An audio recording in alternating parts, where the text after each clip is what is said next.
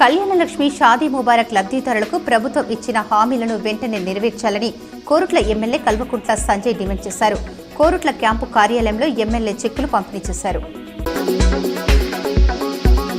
సిరిసిల్ల జిల్లా పోలీస్ కార్యాలయంలో police day వేడుకలు ఘనంగా నిర్వహించారు. శాంతి భద్రతలు కాపాడటంలో జిల్లా పోలీసు యంత్రాంగం ముందంజలో ఉందని ప్రభుత్వ విప్ ఆది శ్రీనివాస్ తెలిపారు.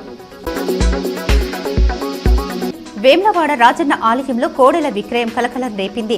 మంత్రి కొండ సురేఖ సిఫార్సుతో 60 కోడెలను వరంగల్ జిల్లాకు చెందిన రాంబాబుకు అప్పగించడంతో విశ్వ హిందూ పరిషత్ బజరంగ దళ్ నాయకులు ఫిర్యాదు చేశారు.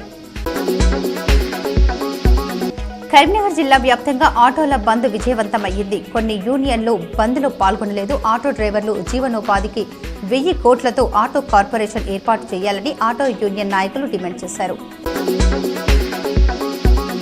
జగిత్యాల జిల్లాలో కల్తీపాలు కలకలం రేపింది. పట్టణంలో కల్తీపాలు తాగిన ఓ కుటుంబం అనారోగ్యానికి గురైంది.